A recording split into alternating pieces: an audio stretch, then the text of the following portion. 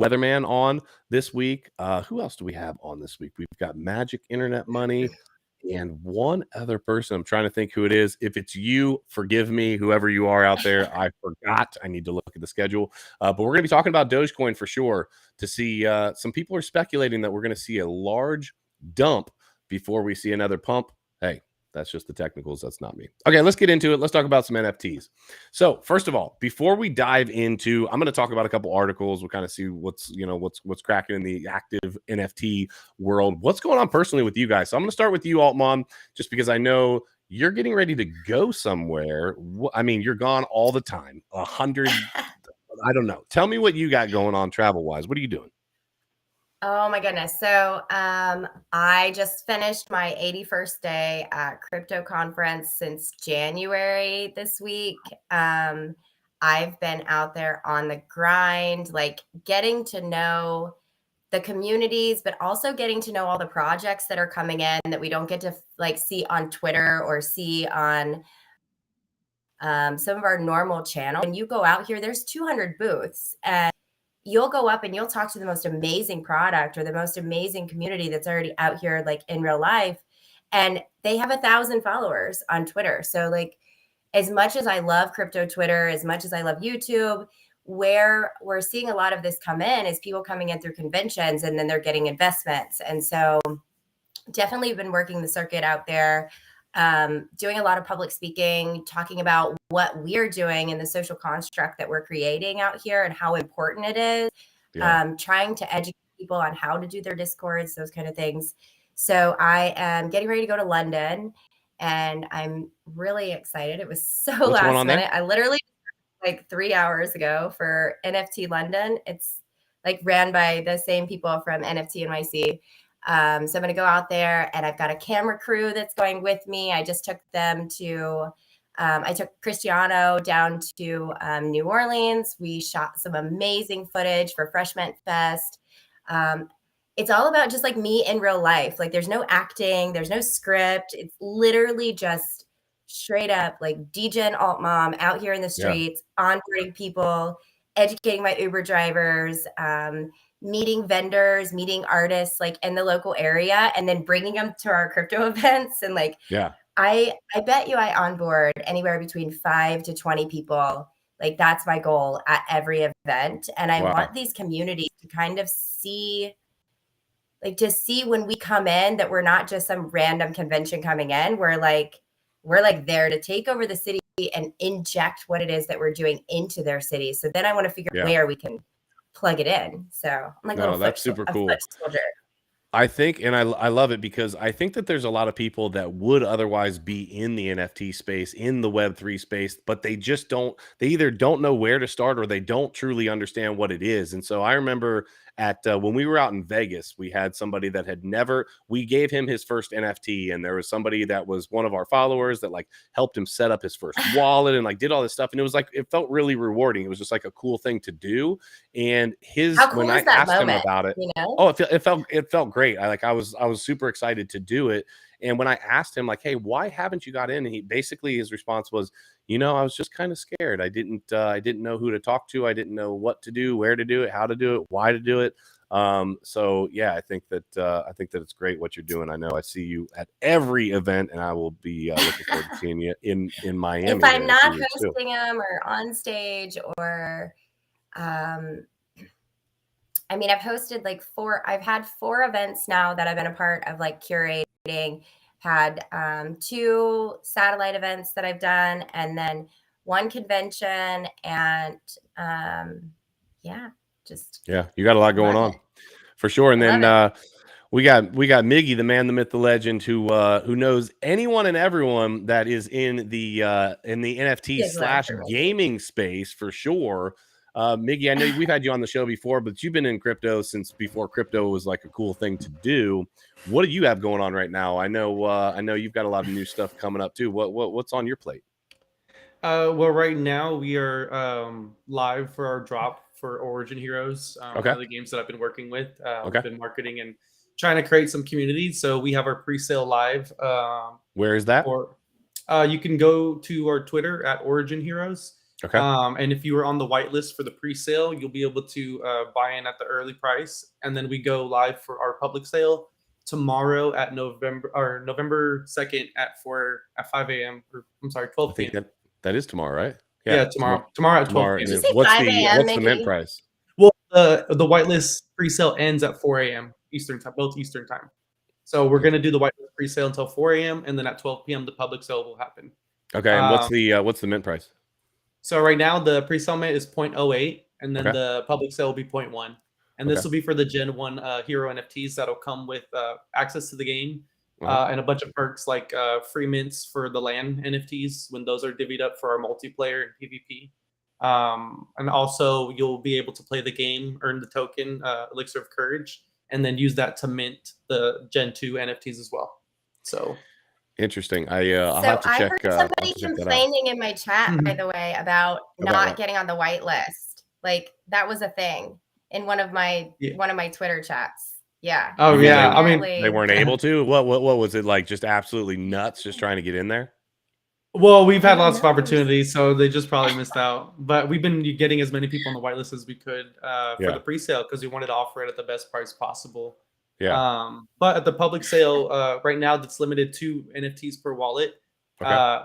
So after 2 days of the public sale, if there's still some left, then we're going to open it up to unlimited mints at the 0.1 price. But you know, we wanted to give people a chance to jump in a bit early. But yeah, these will be the NFTs we need, and then early next year we'll have access to the alpha version of the game to test it, and you know, by the end of next year we should be mobile on mobile app.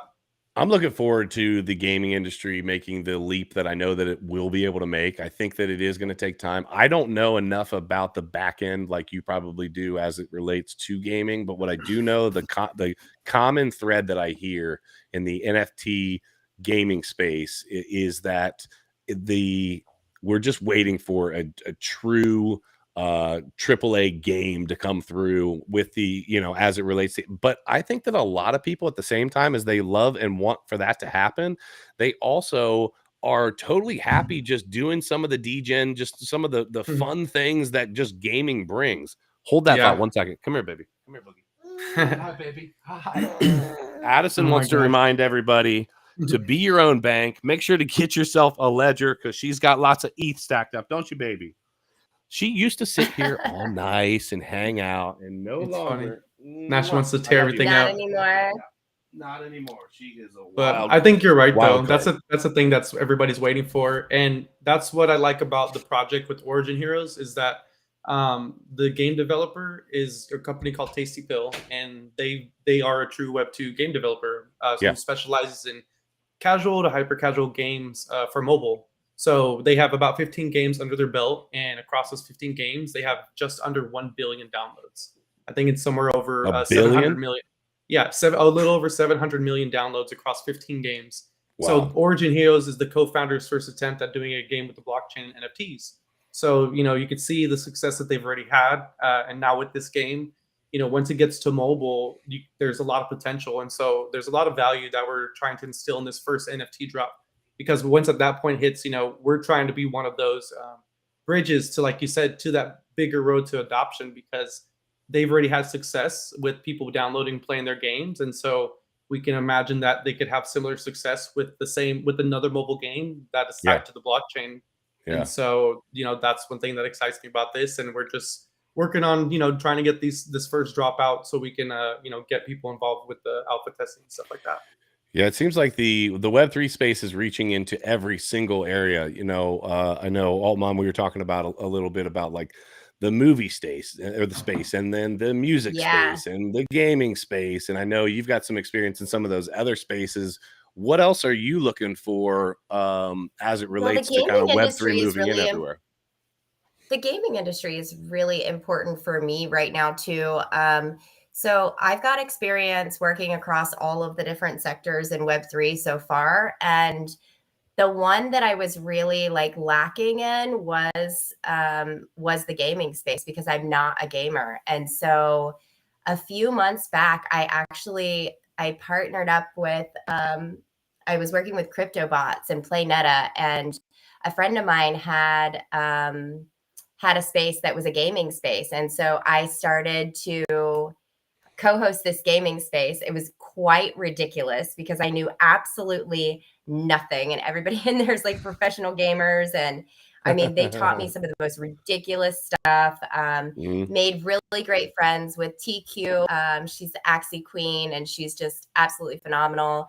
And then, of course, Miggy has been teaching me like so much stuff. We've spent like hundreds of hours, it feels like, on Twitter Spaces, and in real life, we've spent a bunch of time just like I've been like asking him all the questions, like, so what about this and what about this? And so trying to like load down this like knowledge base, spending a lot of time with Altera, with him and with Michael, and then also with Kyle from Undead Blocks, one of my favorite humans out here right now. I called him yesterday on the phone. I'm like, what's going on? So there's a Undead Blocks event in Nashville on the 19th. And so if anybody's like in that area, I'm gonna be popping down there. That's tempting. You know, that's about a 5 hour. I could just fly in, but that's about a 5 hour drive. That's tempting. That's tempting. Might have to talk about that. Here's my goal. Like, I'm going to go to Nashville on the 18th, spend that evening with everybody, get up, and their event is until like 5. So I'm going to go and hang out there until like 3-ish. And then I'm going to drive to Atlanta because the Pigeons of New York has an event in Atlanta. And so I called Jim from Pigeons, and I was like, okay, Jim, I'm bringing my camera crew. I'm going to be late to your event, but what I'm going to do is I'm going to show up the last hour with my camera crew and just kidnap all the pigeons and take you guys out on the night, like a night on the town in Atlanta. So I was like, I'm going to be late, but I'll be fashionably late. I'll make it worth it. So going to go down and like get to know some of their community a little better. Super fan of the Pigeons, and they're doing a lot of work that involves inclusivity and underserved populations. A lot of people that haven't even left New York ever will be coming down here to Atlanta. So just excited to be a part of that culture, be a part of that movement. Love to work at Impact.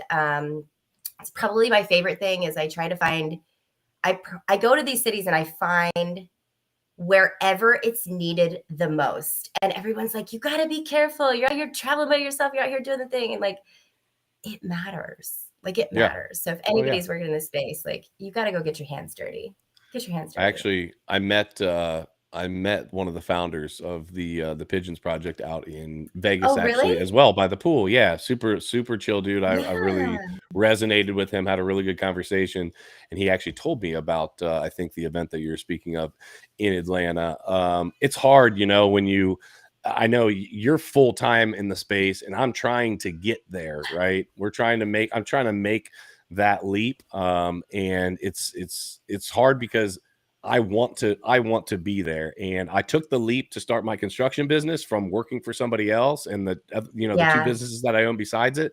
I feel like I need to make this leap, but ultimately right now, with the little one that you just saw that I put on my lap here, it's scary, right? Candidly, we're in a bear market. I've seen my portfolio that had gotten pretty sizable really shrink quite a bit, but opportunity, right? But I'm just really excited about what's happening in the space as a whole. And I'll tell you, of all of the different businesses that I've been involved in, I'm going to tell you, the people in the NFT space, specifically the NFT space, they're freaking great. Like, I feel like every NFT specific event that I've been to, for whatever reason, it has a little bit different vibe than just the crypto space. The crypto space totally different. They're all different. The crypto space feels more corporate, and the NFT space right now feels more like hipster, like just chill, do whatever, wear whatever the heck you want, come just hang out, meet people. And I really have had a good time in the space. They've got a lot of things happening that they're taking NFTs and really tweaking and turning and reaching. And one of the things that I wanted to talk and get your guys' opinion on is royalties. So I'm going to pull up and just read a real little piece of this, and I want to kind of get your thoughts on this, because I have a pretty strong opinion on this, but I wonder, is this just me being, keeper, or am I, are you guys feeling this too? Let me read a little bit of this. Another NFT marketplace goes 0 royalties and race to the bottom. The token rewards driven marketplace looks rare, will no longer enforce royalties and instead pay a share of protocol fees to creators. Okay. Looks rare in Ethereum NFT marketplace has made paying creators royalties optional when trading NFTs. The platform will let buyers opt into paying royalties and also give a share of its protocol fees to the creators. It says another domino has fallen amid the rising trend of NFT marketplaces bowing out of enforcing creator royalties, with Ethereum marketplace Looks Rare announcing today that it will no longer require traders to pay these fees on transactions. So I'm going to stop right there. So tell me why. First of all, okay, I'm a founder of an NFT project, DCA. Why? First of all, I'm very wide open about the fact that now we're putting royalty money back into our community, but let's even say that we weren't. I think part of the beauty of the NFT space is that you make this piece of art, whether you attach utility to it or not, you work hard on it, you build a community around it, you do all of these things. Why should you? I think one of the beauties of NFTs is that you can get royalties. I would think that these platforms, I think it's weird because I think that they're going to attract people that are looking to buy NFTs possibly. But at the same time, I feel like as a founder, if I want to get royalties, why am I going to list somewhere that says, hey, you guys, if you don't want to pay it, you don't have to pay it. Who the heck's going to pay it? Who just pays somebody just because? Like, do you ever walk up to a register and then you're like, let me give you a couple extra bucks? Why not? If you have the opportunity to pay less, you're going to pay less. I don't know. What are you guys' thoughts on this? But okay, so here's my thoughts. So HBAR has been having, like, I'm a huge fan of Hedera. And so this is something that's come up a lot in Hedera communities. Is like choosing whether or not to have these fallback fees, choosing. So I feel like people should have the choice. I don't think that it should be standard across the board, because at the end of the day, like, I don't care. Like that price is already, like, it's woven into the floor price. It's woven into whatever price is there. Like, it doesn't matter to me. And to not continue to supplement the creators and the people working in the community, like, what incentivizes you to keep growing that project versus just dropping another one? That's right? What I'm saying. That's no, like, I'm with you. I thought you were heading in a different direction at first. Okay. Yeah. No. I agree. If it's something that you're like, no, I don't want anything, like, fine. If that's your choice, that's your choice. But you should definitely have the option. And I don't think very many creators are going to take the other. Like, it's already hard enough to launch a project. Like, look how long it takes to mint out a project that is legit right now, that is doing the damn thing, that is consistently here every day, has built the Discord, built the Twitter, doing in real life events, doing something. A lot of people are doing something physical along with digital. Like, it should not go that far. Like, what happened to one artists coming out here and being valuable because of their art? Like, obviously we want some utility with some of the NFTs. Like, that's the purpose of them, but they shouldn't all be that way. Like, I still value projects because of the people behind them and what their drive is, or their mission for the funding and so on. For sure. Miggy, what are your thoughts on this? I think it definitely has the potential to, really hurt these platforms, because one thing that other people can focus on now, especially those who are creating new platforms. So, like, real quick, like, all these platforms that were popping up, we're kind of overdoing it because we had OpenSea, we had all these other ones that were already established, have big volume.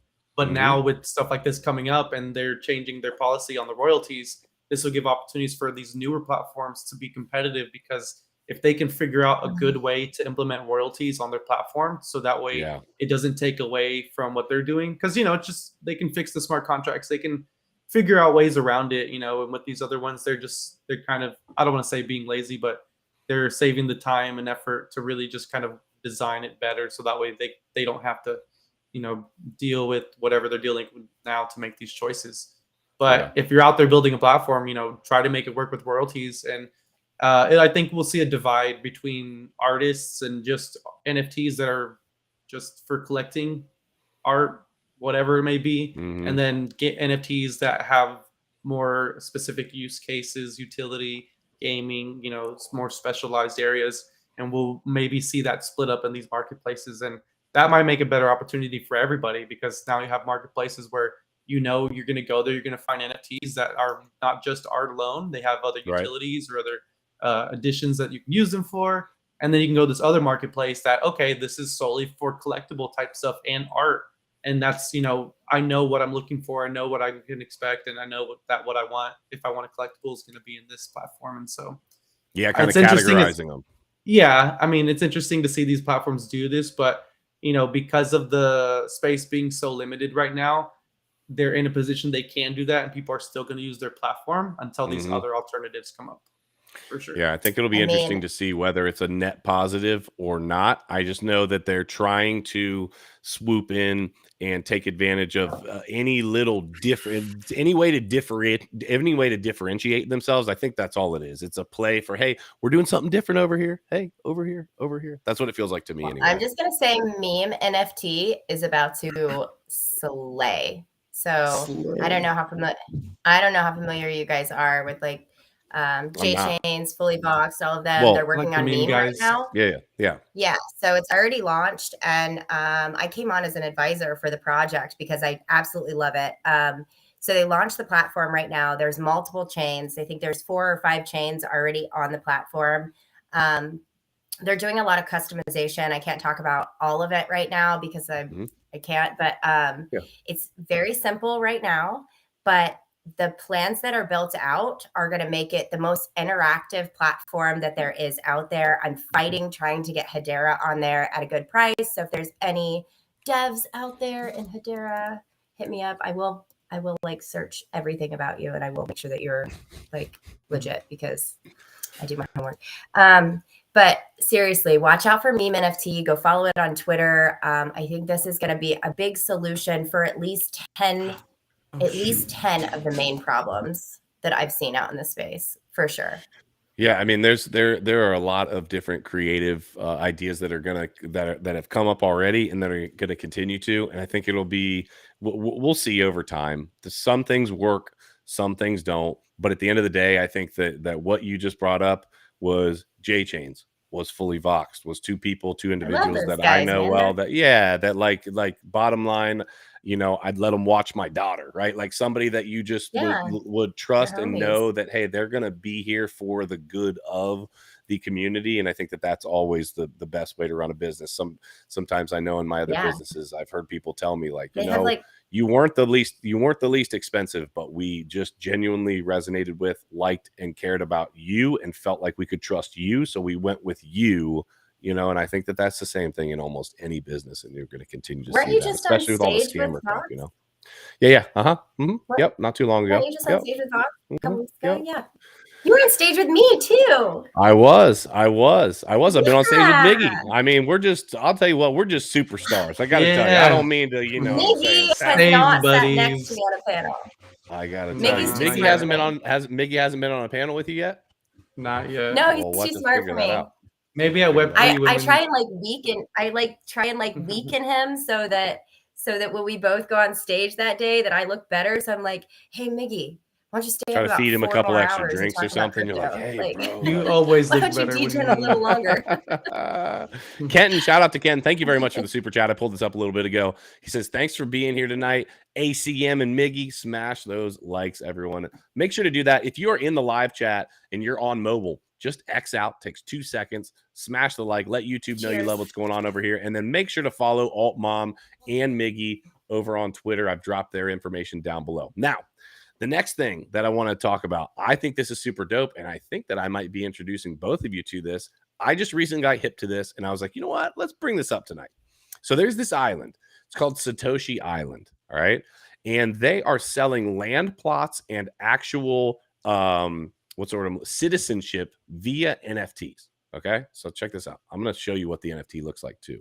Let me just read one little piece here. All right, so Satoshi Island citizenship NFTs being flipped on the secondary NFT market. So here's a picture of some stuff that's going on there. It looks beautiful, right? Satoshi Island could soon be a functioning community thanks to NFTs currently being minted. NFT citizenships are already being bought and sold on secondary NFT marketplaces, and they definitely have some interesting benefits. So it talks about how the property developer, they've lived on a 300-hectare island for the past 10 years. It's in Vanuatu, the archipelago between Fiji and Australia. Let's see here. Hold on a second. He said the business partner saw the island advertised for sale. He then withdrew it from the market to collaborate with his new partners. He said the team had been working to find a location for some time. The key issue was trying to find a government that would permit a society to exist on crypto transactions. Most countries in the world want to collect tax. Therefore, they don't want crypto transactions because they can't monitor what's happening. Vanuatu has no income tax of any sort. First of all, I want to make a little correction here. Depending on which crypto you're talking about, they have more oversight on what's happening. So I don't know why that's how the article. I know, that's so funny. But sometimes it's bad information. You literally have somebody probably writing the article that maybe isn't too hip to the fact that this is a blockchain. You can see everything that's going on. Literally, you know what I mean? It's like, anyways. All right. So look. So check this out. So they've got 21,000. I actually want to show you what this looks like. They've got 21,000 residents that will ultimately be the number of people that can live on the island. You know, that's a nice number for obvious reasons. Let me show you what this looks like. Here we go. So here's so they have these land deeds. You've got West Cliff land deed, half an ETH. Then East Cliff, and you can open these up, and it goes all the way up to like 8.5 ETH. There's only 7 of these available right now, apparently. You can buy these land deeds, and you can open these up, and it shows you what the actual legal construct is when you buy the deed. I have not read into it for what it is, but the overview basically says that you're buying the rights to that plot of land, and then you're going to be able to build on it. I got to tell you, if I was in a, let's say I was single, had no, other stuff going on, and I knew I could get good internet service, I'd be really thinking about this, right? Because A, it's beautiful. B, I could literally start I could have a residence there and probably live there for a certain number of months a year. I think it's like 6 months a year that you could live there, maybe even less than that, and not pay any taxes on my freaking crypto gains. During a bull market, that would be huge. My question is, do you guys think that the NFT space is going to actually spill over into all of these real life areas, or are people trying to tweak and kind of see where they can push it and what they can do? Because one of the things that I have noticed, the SEC is paying a lot of attention. People are starting to fractionalize real estate, and it's coming together, and the SEC is saying, whoa, wait a minute.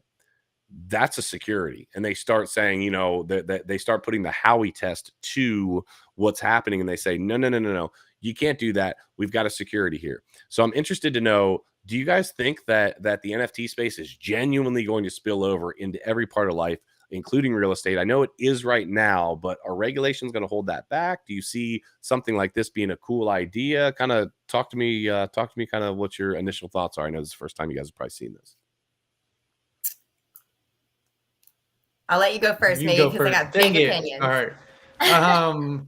Honestly, well, I mean, so if you just kind of, backtrack and really focus on, what the blockchain offers and what NFTs with crypto can do, essentially, it's just a little legitimization digitally of anything. And so you imagine specifically certificates, things that have documents, anything that's easily translatable over to the space will, I think, have legal stature, because if you're simply just taking something that already exists and the only thing you're doing is certifying it, creating that digital notarization with an NFT in the blockchain, you're not really doing anything. You're just maybe changing, if there is a transaction of currency, then you're just changing what that is. Instead of US dollars, it's going to be crypto, or you use it, to drop or whatever. But I think things like that, so with like real estate, car titles, certain things I think are going to be easily translatable over into that space, because there's not much you really have to do to change what's happening. Like essentially if you're getting, but now you can fractionalize deeds in a way, like that's the only really new thing. But if you're trying to just really take that and just digitize it and create that digital certification as an NFT, then, I think that will be able to come into our normal day lives, because, there's a lot of great things that we're going to be able to do. There's so much that we yet still have to really discover, because we're still learning about the blockchain, even 10, 12 years, 14 years in. this is still really new technology to a lot of people because only so few have actually spent some real time digging into what this does and what this is and who created it. And, you know, there's still so much left to explore and apply. So I think with things like these are very applicable to our everyday lives, where this could be something that is seamless to where, you know, imagine you're buying your next house and there's an NFT or crypto transaction involved, you know, that makes it easy, you know, and that makes sense to where it's like maybe that transaction happens because that higher dollar amount is quicker, it's cheaper, you know, there's less paperwork because there's less people in the middle. Like, yes, you still have your realtor or your banker, whatever, maybe you have to deal with as a third party, but there's not a fourth, fifth, sixth party. So, you know, things like that where it's like, hey, we're basically doing the same thing. We're just doing it in a way that makes either more cost effective or makes it more easily accessible to where, like, now instead of me showing up in person to do all this stuff, I can just do this crypto things, transfer over a high amount of dollars, and, you know, there's my digital signature right there saying that I have it and you're receiving it, and now you have it, and I don't have to go to a bank and sign something and wait 4 or 5 days, you know, whatever. But that's where I think it'll go. That I totally agree with you. I do believe that it's just digitizing what we already have. And speaking of that, I want to kind of pose the question a little different to you, Altmom. So we're seeing that it's happening in all of these everyday life. One of the things in everyday life is entertainment. And I know that you have, you know, done some things in the entertainment space, trying to, you know, work with people that are trying to push things out via NFTs. How does this look as you see it and the experience that you've had moving into the entertainment space, moving into music, moving into movies, moving into that space? How do NFTs fit that bill? So all that this is literally taking what we're already doing in life and giving the rights to the creator, to the original owner. Real estate's a little bit different though, because real estate is still the same, right? Real estate hasn't changed. And by digitizing it or putting it on an electronic anything, all we're doing is giving it a stamp that's digital and permanent, and now you can't lose your deed. But I mean, we already have title offices that don't lose deeds, I mean, for the most part. So the biggest benefit is being able to buy something on the other side of the world and just having that opportunity. Or it can get a little bit confusing. So I've been working with a crypto island that's going on right now. You know, they've got their blockchain, they've got their satellites coming in, they've got their crypto pods being built, the yachts, all the things, everything from monetizing the gas, like everything. So I'm watching it very closely because it is a new standard, and so it's different. And I don't know, you know, how the rest of the world is going to react to this. And then on the other side, you know, I've worked with Property DAO a lot, and I see what they're doing. And so they're working with big players. They're working with the people that we work with on a daily basis, and they're creating the education for people to do deeds, and they're creating like what happens with the realtor, what happens with, you know, the buyer, the seller fees, what happens, like they're doing all of those things over here too. So that's just something for me to watch. I obviously have a dream board that says Satoshi's Island, and that's where I want to live. And I want to go and be completely off grid, only live on crypto, and, you know, plant seeds and shoot guns and go fishing. And like, that's end game goals for me after. So I'll go and travel the world and like do impact, and then go back and fish and relax, and then go back out and travel and do the impact. So for me, it's ideal, and I can't wait to be a part of something like that. But right now, there's a lot of room, and it's a little bit nerve-wracking because it's in countries where, you know, there isn't extradition, or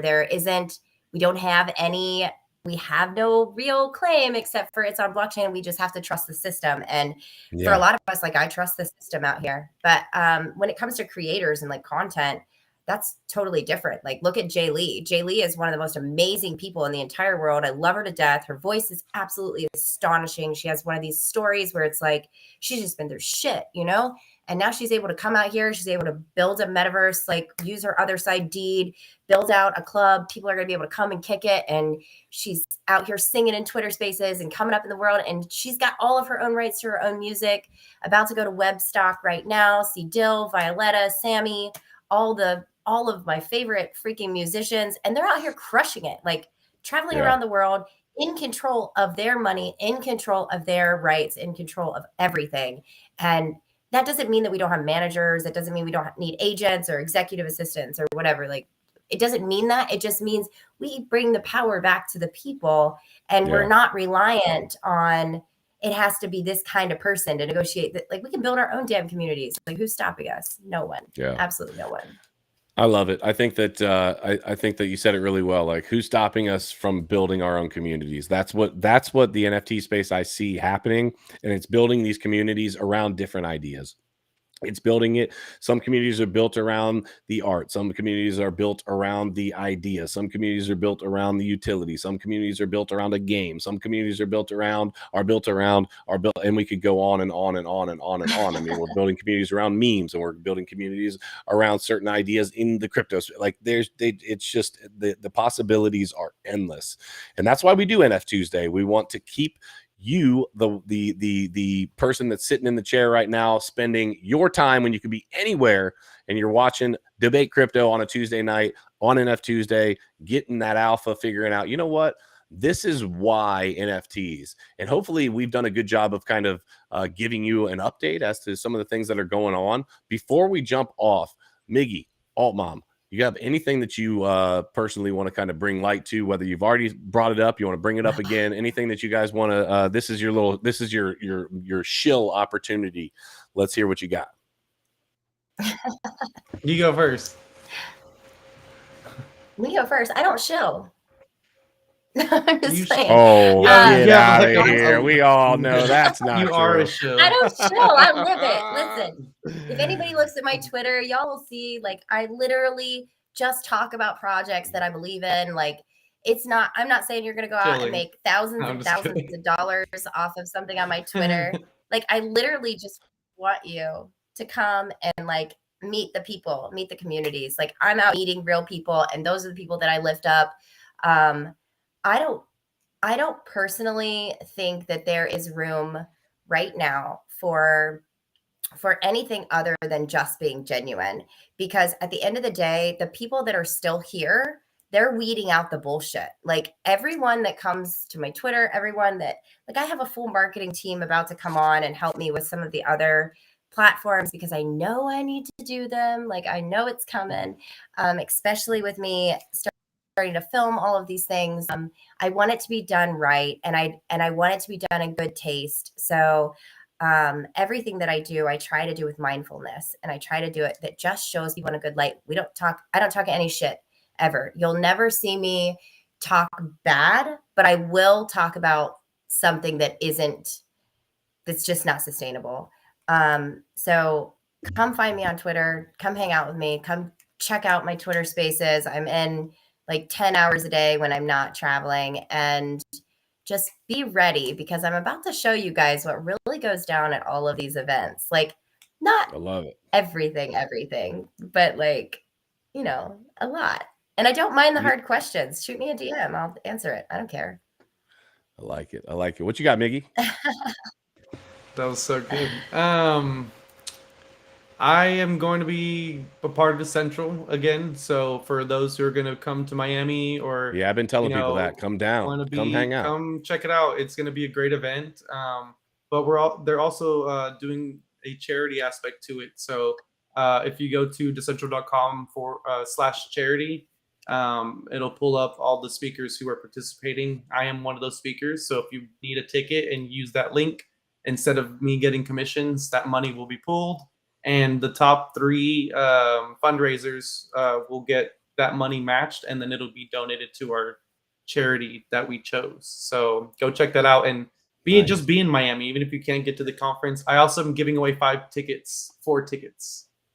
So check out my Twitter, because I'll be doing some giveaways before that. If you need a ticket and you're coming to Miami anyways, this is a good way to get a free one. But if you're not and you want to buy a ticket, check out those links as well. There's other charities, so find one that you like, buy a ticket. It'll help, and Decentral will match the top 3 earners for that donation. So a lot of good will be done, and it'll be a lot of fun too. So come hang out with us in Miami. I'm super excited to hang out with y'all in Miami. November 28th and 29th. is the central. November 28th, okay, 29th. so that's the same. Keeper, when are you speaking? Because I'm at the Women's Web3 Summit, and that is right after the 30th and 31st, and the 30th and 31st. I think that's 2 days after. Yeah. Yeah. So we're supposed to be doing something at we're supposed to be doing something at Decentral. So that's the 28th, 29th. I haven't got the actual schedule. They've got a whole bunch of stuff out on the website. I don't know what we can talk about some of the other stuff going on with that after the show or whatever. But yeah, I'm excited for everybody coming on. I mean, it's always fun. We all get together, we have a good time. But I always encourage people, like any of you that are watching, I think everybody that we bring on here, people that we're friends with, we don't bring people on that we don't care for. Like, we genuinely have a good time, and when we're out and about, like, come say hi, come hang out. Like, legitimately, we're just people in the crypto and NFT space, you know, kicking it, enjoying life, and understand the idea that this can be life-changing for you if that's what you want. If you just want to be a part of the space, that's okay too. It doesn't need to be your career. I think so many times people see, you know, people doing one thing and feel like, oh, if I can't do it in that manner, full in, all of the, you know, then I shouldn't do it. Well, no, I don't think that's true. I think everyone has their place, and when I say everyone has their place, like everyone has something that works for them. Doesn't mean everybody's going to work in the Web3 space. It doesn't mean everybody's going to be an NFT founder. Doesn't mean any of that. But what it does mean is there's still some kick-ass people in the NFT space. We're going to be down there in Miami. All three of us will be down there. So make sure that you guys come check that out. I think we're going to be trying to figure out doing a giveaway as well. So stand by for that. So Crypto fam, we love you. Just remember, question everything, trust nothing. And until next time, hodl like it's hot. Yeah. We will see you soon. Thank you guys for coming on. Appreciate you. For sure. Thanks.